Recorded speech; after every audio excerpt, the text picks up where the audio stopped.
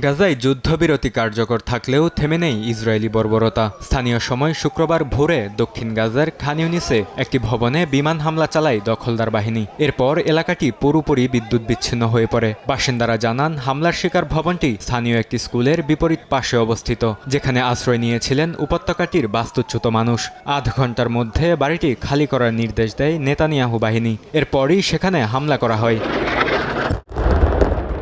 একই দিন গাজা সিটির জৈতুন এলাকাতেও একটি ভবনে হামলা চালায় ইসরায়েলি সেনাবাহিনী। এতে ভবনটি পুরোপুরি ধ্বংস হয়ে যায়। কোনো ধরনের প্রমাণ ছাড়াই সেখানে হামাসের অবকাঠামো ছিল বলে দাবি করে দখলদাররা। তবে হামলার আগে ভবনটি খালি করায় হতাহতের খবর পাওয়া যায়নি। এ পরিস্থিতিতে গেল অক্টোবরে হওয়া ইসরায়েল হামাস যুদ্ধবিরতি নিয়ে প্রশ্ন উঠেছে।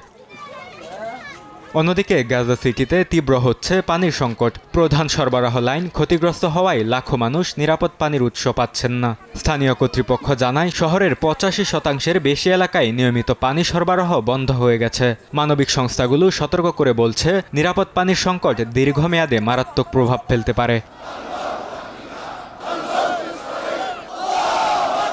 এদিকে ইয়েমেনের রাজধানী সানাই ফিলিস্তিনের পক্ষে বিক্ষোভে অংশ নেন হাজারো মানুষ, যাদের বেশিরভাগই হাউথি আন্দোলনের সমর্থক। ফিলিস্তিনিদের প্রতি সংহতি জানাতে শহরের সাবিন স্কোয়ারে সমবেত হন তারা। এ সময় গাজায় ইসরায়েলি হামলার বিরুদ্ধে স্লোগান দেন বিক্ষোভকারীরা।